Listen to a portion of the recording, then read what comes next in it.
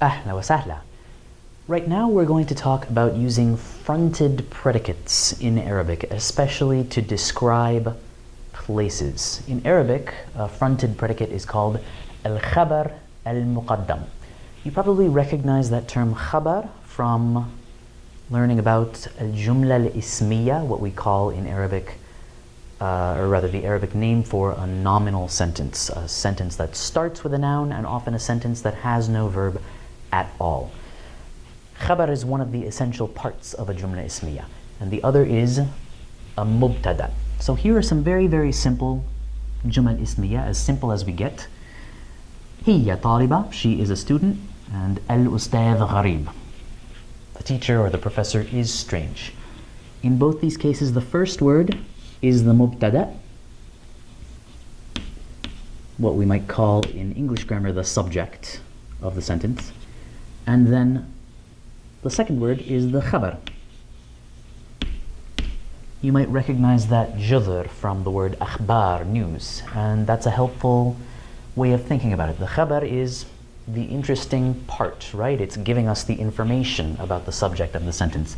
Al-ustadh, well, what about him? You've given us a beginning, a bidaya, with our mubtada, but what's the news? What are you trying to tell me? Gharib. Khabar, that's the piece of information, is that he's strange. So in Arabic, when we are talking about places and things that they have in them, we tend to start with a prepositional phrase. In English, I could say, the apartment has a big kitchen, or there is a big kitchen in the apartment. But in Arabic, literally, what I can say is, in the apartment, a big kitchen.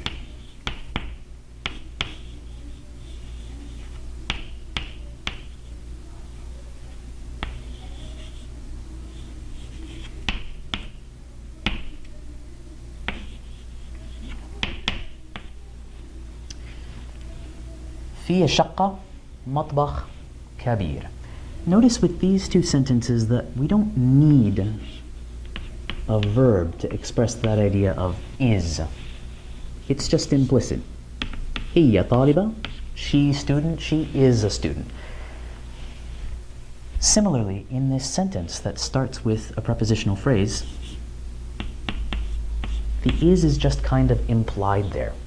And في الشقة is the khabar. مطبخ كبير, a big kitchen. What about a big kitchen? Well, it's in the apartment. في شقة. So مطبخ كبير is our mubtada, and في الشقة is our khabar. If we wanted to negate this sentence, all we would need to do is put ليس in front of it in formal Arabic. And laysa wouldn't need to conjugate, we wouldn't need to do anything to it. ليس في الشقة مطبخ كبير. In theory and in practice, we could get away with using that word هناك to rearrange the word order here. هناك meaning there is or there are. هناك مطبخ كبير في الشقة. But it's arguably more elegant style and certainly much more native to the Arabic language to phrase the same statement using this structure. Khabar muqaddam, a fronted predicate put right in front, followed by a mubtada, which is that indefinite noun.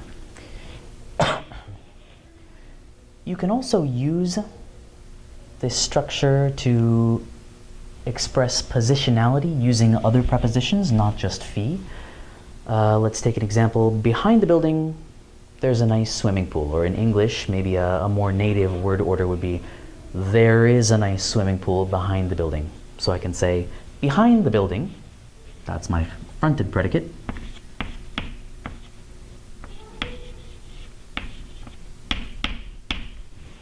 وراء البناية مسبح جميل.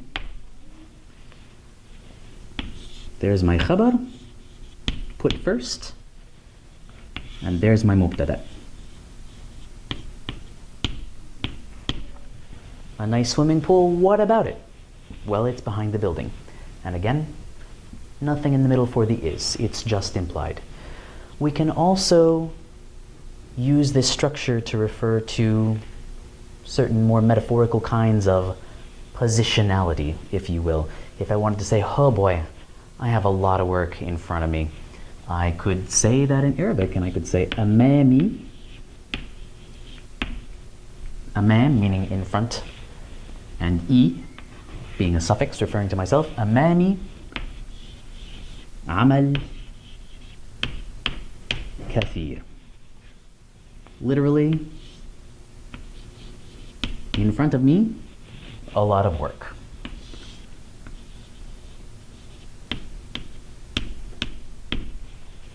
Once again, it's tempting, especially if you are an advanced speaker of English, to fall back on a more English-seeming word order, but we're going to encounter this word order and this structure all the time in Arabic. So it's important that we grasp it and that we know how to deploy it to make our language sound as Arabic as it possibly can.